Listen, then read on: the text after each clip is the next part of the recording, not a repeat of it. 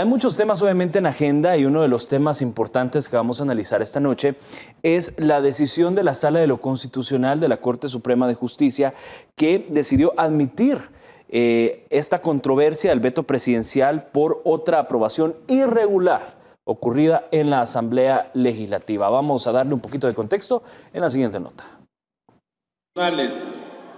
Los diputados han violado en reiteradas ocasiones la Constitución e invadiendo las atribuciones del Ejecutivo con los decretos que se han aprobado en los últimos meses en la Asamblea Legislativa. Así lo considera el asesor jurídico de la Presidencia, Javier Argueta. El último caso es el decreto 763, el cual habilitaba a las alcaldías a adquirir deuda a pesar de estar en los últimos 6 meses de gestión, algo que prohíbe el artículo 31 del Código Municipal. Pero fue vetado por el presidente de la República y la Sala de lo Constitucional admitió la controversia y ha dado 48 horas para que los diputados y el gobierno justifiquen su decisión. Que esta controversia, la Sala de lo Constitucional nos va a dar la razón. Basta ver que los motivos por los cuales se vetó se cumplen en la plenaria. El funcionario justificó el veto, refiriéndose a la inconsistencia de las discusiones generadas por los diputados en la plenaria, vulneración a la representatividad y a los procesos legislativos. Solo votan y nadie interviene. Y en la intervención que hizo Margarita, no justifica la dispensa de trámite, no da elementos razonables y objetivos, como dice la Sala de lo Constitucional, sino que se pone a hablar de la campaña electoral. Con esta decisión, los diputados abrieron la posibilidad a que los alcaldes salientes dejaran endeudadas las alcaldías y comprometer las próximas administraciones. Rubidia Gutiérrez, Noticiero El Salvador. Doctor, esto es lo que ha ocurrido precisamente con este tema, esta decisión de la Sala de lo Constitucional, si está en este dilema de decidir si los alcaldes pueden continuar e inaugurar obras en plena campaña electoral. No, va más allá que eso. El cuadro del caso es el siguiente. Como los alcaldes no tienen FODES ahorita, por falta de recursos y otras razones, tal vez más de fondo y más valederas, que creería yo, desde el punto de vista del deber ser.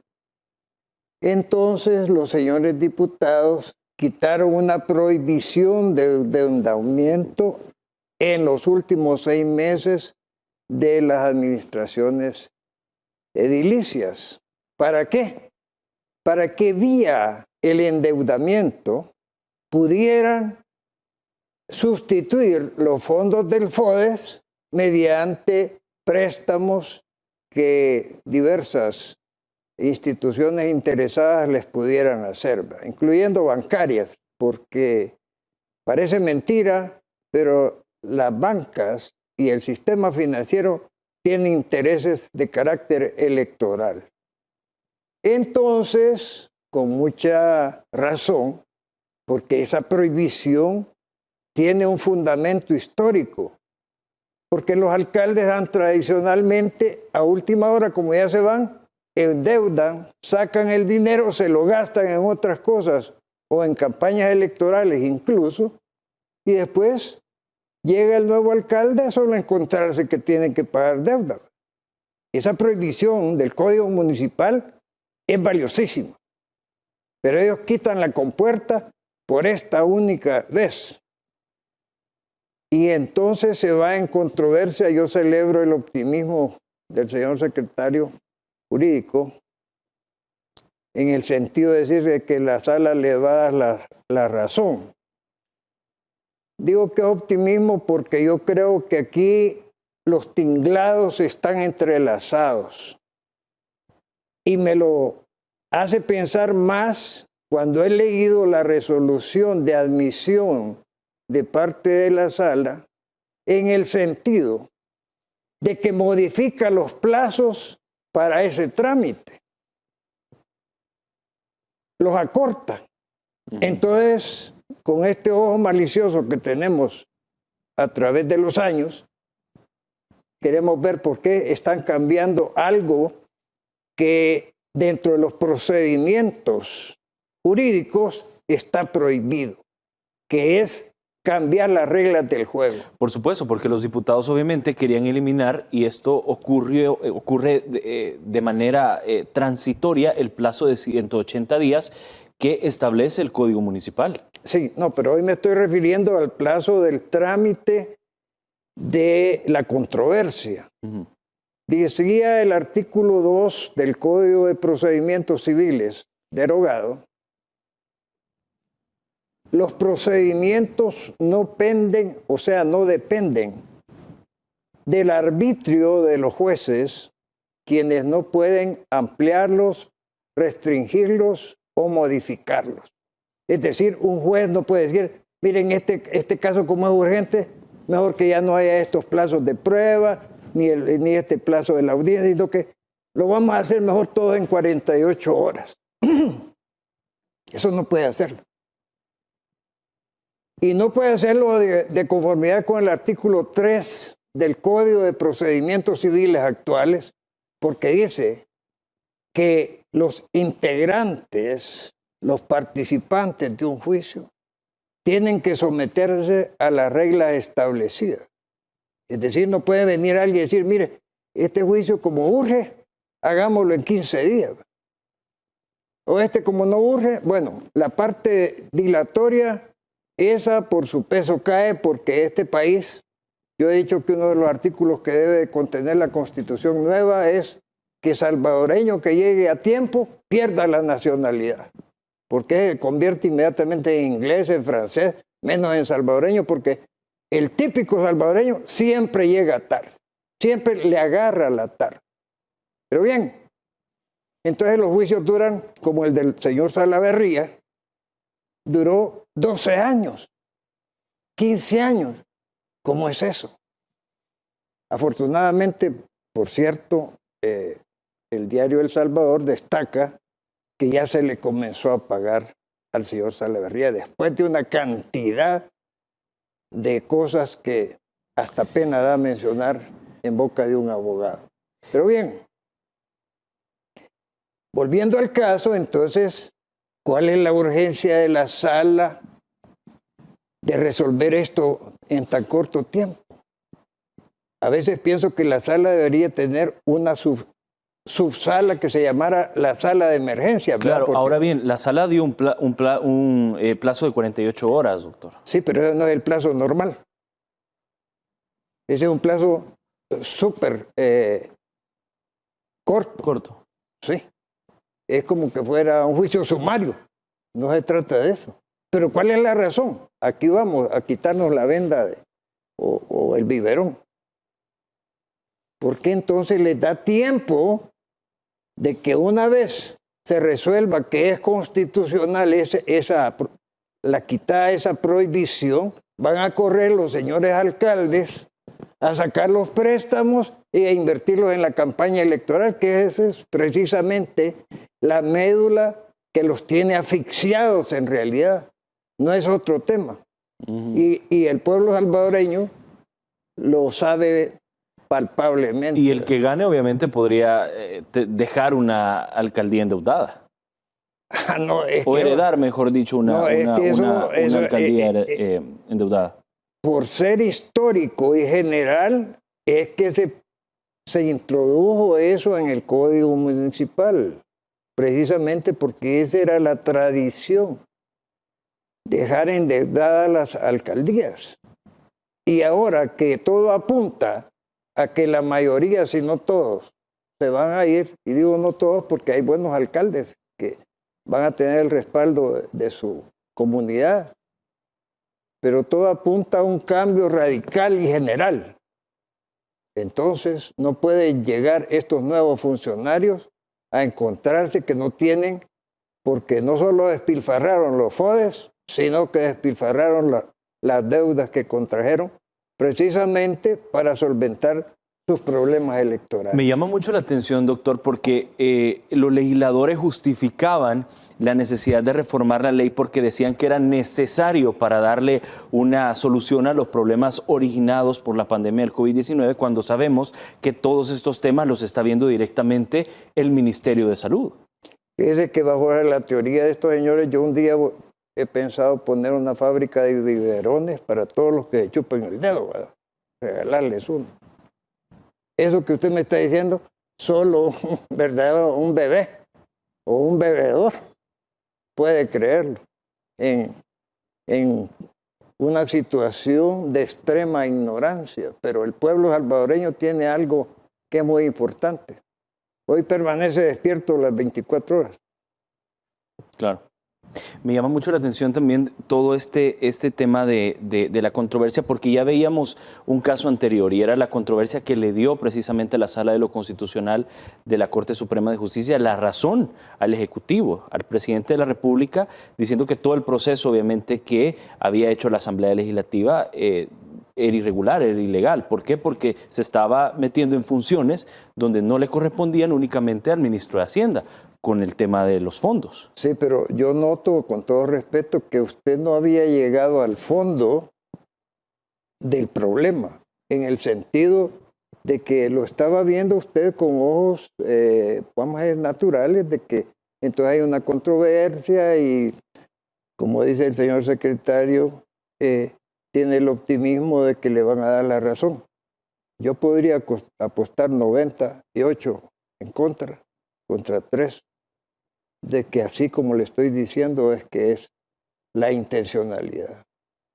Y no se atengan tampoco al hecho de que declararon inconstitucional el decreto anterior, porque eso ya hubiera sido una aberración que se sumaría a una serie de perfiles de prevaricato que ha tenido esta sala y de la cual será evaluada oportunamente por el juicio imparcial de la historia y quizás de las instituciones venideras. ¿Podría darle la Sala de lo Constitucional nuevamente la razón al Ejecutivo? Yo no lo creo por una razón.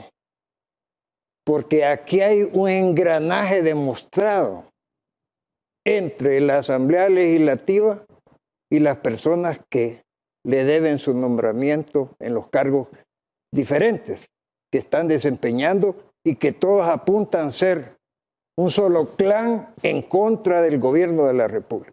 Es decir, la decisión que tomaría la Sala sería a favor de quienes los eligieron en la Asamblea Legislativa. No, entonces. La Sala puede decir que vista las razones, no obstante que también el procedimiento, y yo no me he referido a ello, ¿verdad?, no solo no cumple los requisitos para elaborar un decreto, sino que tiene otros elementos más, pero no es del caso. Hay que irse a la almendra, al fondo del tema, y el fondo del tema es que se está tratando de superar la falta de recursos económicos mediante permitirles que se endeuden por esta única y última vez, como decía el general Martínez, gran dictador de este país.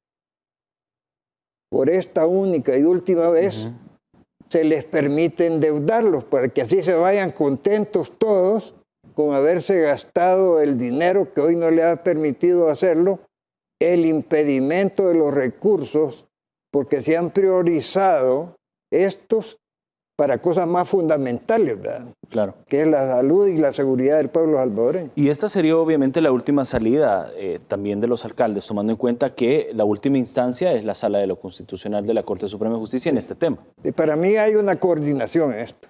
¿Coordinación de quién?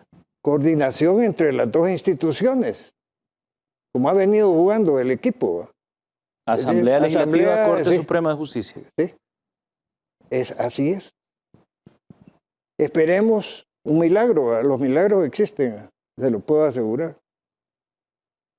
Y sería un milagro de arrepentimiento de que esto día no, mejor ya no lo hagamos, porque ya llegó aquel, como el niño que llegó a decirle al rey que todos decían que linda su vestidura y andaba desnudo el rey, ¿verdad? Pero el niño, como los niños y los bolos tienen la verdad. Yo no hay ninguna de las dos cosas, pero estoy acostumbrado a eso, ¿verdad? Así que así se lo dejo planteado al noble pueblo salvadoreño. Y uno de los temas también que quiero conversar con usted, doctor, es esta estrategia de la oposición legislativa para llamar por apremio a los funcionarios del presidente de la República, Nayib Bukele, con intenciones que ya decía el presidente, meramente políticas electorales. Es decir, están llamando a funcionarios que obviamente estuvieron trabajando y están trabajando al frente de la pandemia, y lo llama una comisión que no ha tenido mayores resultados. Es decir, vimos el caso del director de la Policía Nacional Civil, donde fue sobreseído de forma definitiva. Sí, como le decía, bueno, yo no le llamaría estrategia a esto por no ofender un concepto.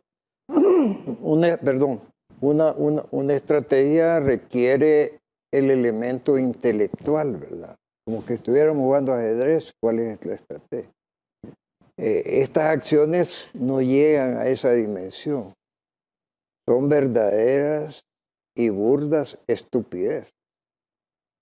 Sí, sin ser un insulto estupidez, sino que una calificación psiquiátrica. ¿Por qué? Y ya no vieron que no se puede llamar por apremio a alguien que tenga fuero. Ya no se lo dijo el juez. En el caso del comisionado Arriaza Chicas. Entonces hoy vienen con el mismo cuento, el cuento de la necedad. ¿Y cómo van a citar por apremio a alguien? Apremio es llevar contra su voluntad a alguien, ¿verdad? Y usted no lleva a nadie contra su voluntad, sino lo conmina mediante la fuerza y la sujeción. Eso no se puede hacer con un funcionario que tenga fuero. Entonces, ¿cuál es la idea? ¿Cuál es la idea? Y hoy citan a 3 señoras o señoritas. A 3 funcionarias. 3 funcionarias. No tienen nada que hacer. Ya deberían de estar arreglando las maletas, hombre. A eso se deberían dedicar.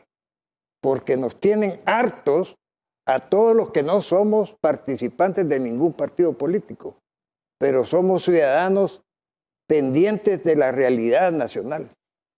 Y esto no es de ahora, ¿verdad? Esto arranca desde nuestras juventudes en secundaria del Instituto Nacional General Francisco Menéndez. Entonces, no estamos hablando que de repente venimos a interesarnos en los problemas nacionales. Por lo tanto, esas torpezas nos tienen realmente hartos. Y mire, aquí no ha pasado lo que pasó en el Capitolio, porque hay un llamado jerárquico a la paciencia ciudadana.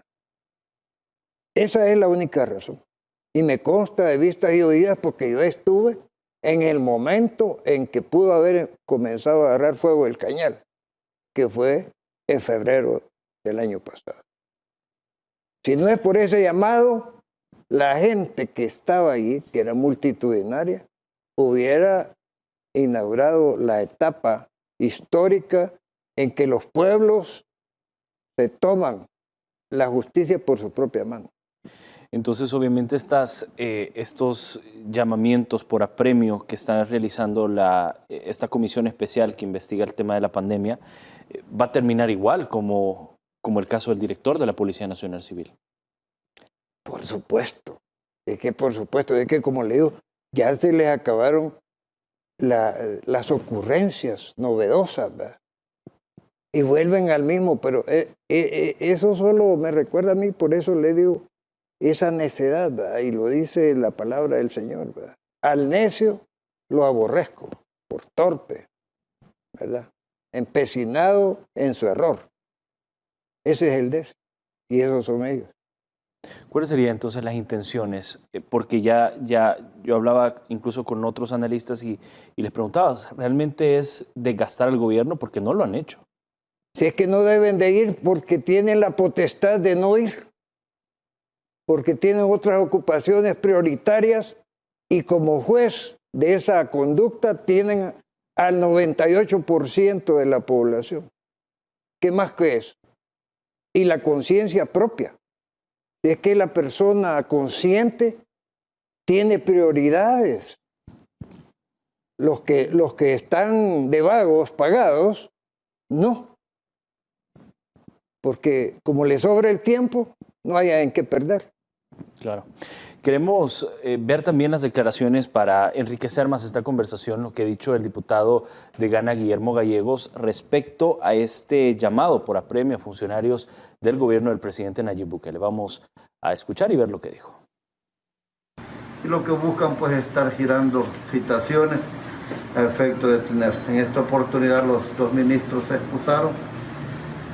No quiere decir que no van a venir, pero no hoy, sino que en una próxima cita. Pero todo se debe, pues como todo mundo conoce y sabe, a una estrategia política que trata de golpear el entorno del presidente Bukele, ya que él pues no lo han podido golpear políticamente. Como vuelvo a decir, aquí ha quedado demostrado, precisamente en esta comisión de CETES y LETES, que no todo lo que diga una comisión especial es verdad.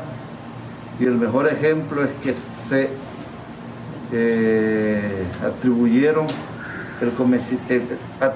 el cometimiento de un delito al director general de la policía, y un juez natural, un juez de verdad también, determinó que no había delito.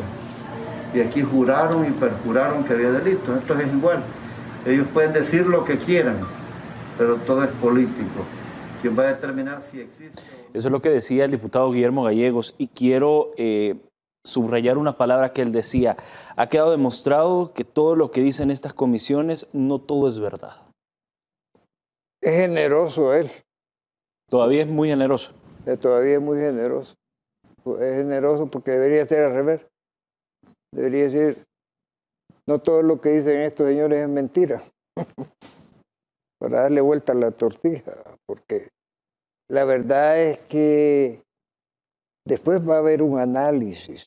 Es que estas personas pensaron que esto nunca se iba a terminar, ¿verdad? Y ha comenzado a terminarse. Entonces va a haber un análisis con perfiles para mí de ilicitud. No es así nomás de que podemos prevaricar, no es así nomás que podemos valernos del estatus para el enriquecimiento ilícito.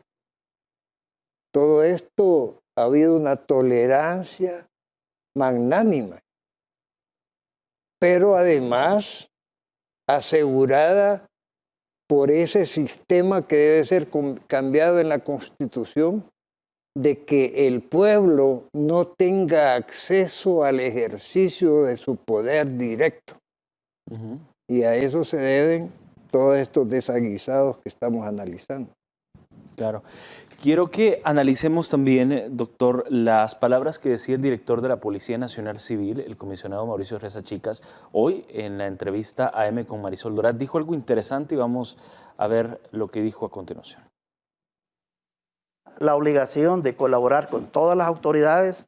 Nosotros estamos obligados por ley orgánica a poder coadyuvar de una forma legal y no con teorías fácticas que el día de mañana podemos tener consecuencias.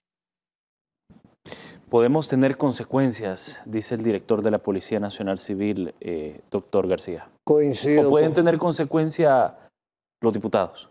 Es que esa es una vía cantada. Así como cuando uno juega billar, que dice, allá va a caer la pelota. Ah, pues así. ¿Por qué? Porque es lo que le acabo de decir antes de escuchar al estimado señor director, que dicho sea de paso, conozco su trayectoria de corrección y humildad porque me ha tocado defender o ir a atender a miembros del cuerpo policial en cuestiones de reglamentarias, ¿verdad? Y he podido observar el criterio, no de ahora, esta etapa en que estamos, ¿verdad? Creo que ha sido una de las escogitaciones más selectas que ha habido dentro del gobierno actual. Y lo ha demostrado además. Claro, frente al plan igual control que territorial. el señor ministro. Esa ponderación, yo se las envidio realmente, esa paciencia, esa tolerancia, es casi franciscana, diría yo, de un monje, porque para cualquiera que somos machos sin dueño, estas cosas no las toleramos muy bien. muy frecuentemente. Porque no se pueden tolerar, porque rebasan los conceptos de la tolerancia. Rebasan, ¿verdad? Avasallan cualquier concepto de paciencia. Sí. Y sobre todo una institución como la Policía Nacional Civil, doctor. Sí, pero lo que él está diciendo es, en otras palabras, más sintéticamente, lo que se percibe, si es que están induciendo a que un funcionario viole la Constitución, eso no se puede. Cometa una ilegalidad también. Y arbitrariedad, y bueno, mejor ni mencionarlo porque algunos van a tener que empezar a llamar a abogados penalistas. Claro.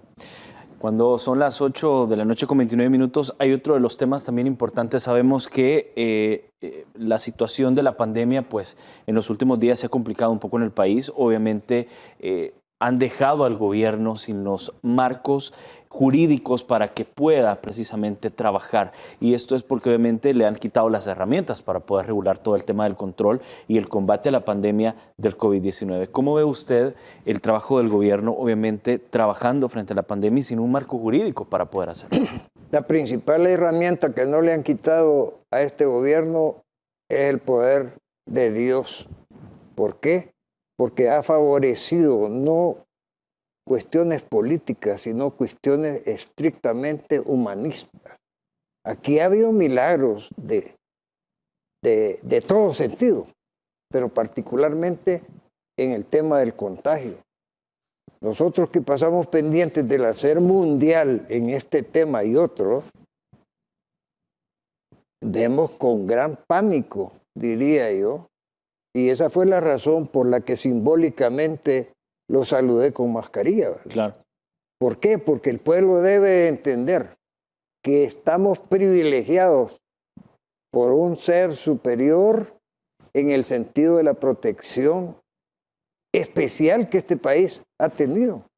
Si lo comparamos con cualquiera otro, es tremenda la situación y es sarcástico además que países donde nacen los conceptos de libertad, de democracia, derechos humanos, etcétera, estén sujetos a medidas que ni por cerca se parecen a las que se quisieron tomar aquí como preventivas y que fueron declaradas inauditamente inconstitucionales.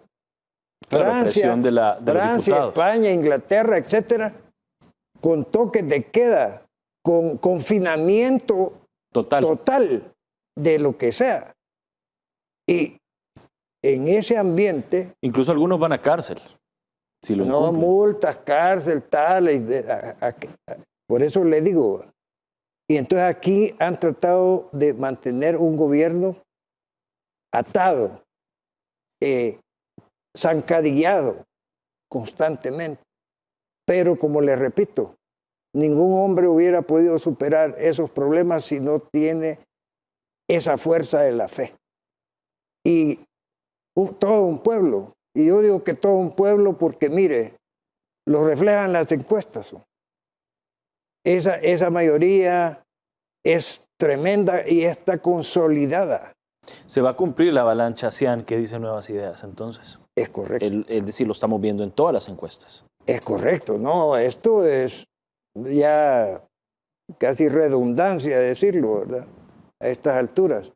Pero eso no quita la reacción constante y hasta el último momento de los que no quieren el menor cambio y de los que ven venir un tsunami de cambios en este país que tanto los ha necesitado a través de la historia y que coyunturalmente y espontáneamente, pero yo diría que ha habido un factor, y lo quiero recalcar siempre, la comunicación.